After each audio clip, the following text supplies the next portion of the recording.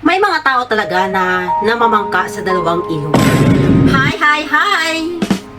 Pag-uusapan naman natin ngayon mga kabilas ang mga issue na nireklamo doon kay Senator Raffy Tulfo in action. Alam niyo mga kabilas, si girl mayroong kinakasama na bago at mayroon din siyang ex na tinatawag. May anak si girl sa ex niya mga kabilas, ngunit ang ex niya ay irresponsable sa kanya.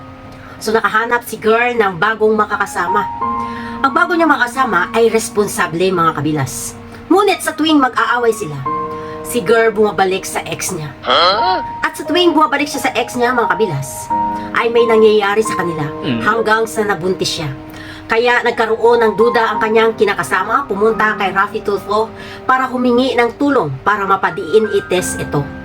Ito yung sinasabi ko mga kabilas na mahirap mamangka sa dalawang ilong. Mahal mo nga ang iyong kinakasama, ngunit mayroon ka pang natitirang feelings sa ex mo na iniwan mo na. Ngunit ito ang masaklap mga kabilas. Dahil sa pagbabalik mo sa ex mo, sa pilit mong binubuo ang pamilya mo, nadadagdagan ang mga anak nyo.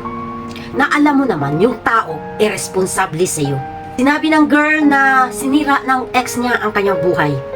Dahil anak lang ng anak sa kanya, ngunit hindi siya mabigyan ng magandang buhay. Sa nakikita ko mga kabila, mahal pa ni girl ang kanyang ex.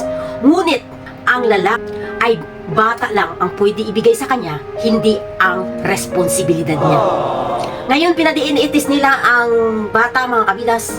Alam nyo, maswerte na sana si girl dahil nakatagpo na siya ng lalaking responsable. Nagmamahal sa kanyang mga anak kahit hindi niya sariling anak niya ito mga kabilas. Ang tanging hiling lang ni Boy na sana maging sa kanya ang huling bibi na nilabas ng kinakasama niya. Ngunit dahil sa tuwing pagbabalik ng kanyang kinakasama ng babae sa kanyang ex mga kabilas, ay may nangyayari sa kanyang dalawa. Kaya hindi 100% na talagang kanya ang anak ng kinakasama niya mga kabilas. Kaya humingi siya ng tulong na malaman ang katotohanan. Bago pa man mga kabilas, tinanong na ni Sir Raffy Tulfo ang kanyang ex kung sakaling maging kanya ang anak, ibubuo niya pa ba ang pamilya niya ito? Ngunit ang sagot ng lalaki, hindi na, negative na. So ang sakit, di ba? Hindi niya gagampanan ang responsibilidad niya para mabuo ang pamilya mo. Ngayon lumabas ang DNA test mga kabilas. At sinasabi nga doon na hindi sa kinakasama niya ang anak niya, kundi sa ex niya. So ang sakit, di ba? Dahil na sana ikaw ay nakatagpo na ng matinong lalaki.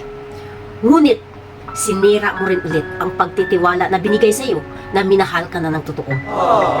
Dahil ang kinakasama niya, iiwan na rin siya. Tama lang naman talaga. Iniputan ka na sa una, huwag mo nang hintayin na uulitin pa sa pangalawa. Dahil naging negative ang result mga kabilas, nawalan pa siya ng ex, nawalan pa siya ng present, kaya naiwan na lang talaga siya mag-isa para sa mga anak niya. Kaya dapat matuto na siya at gampanan ang responsibilidad niya na mapalaki ang kanyang mga anak kahit walang lalaki.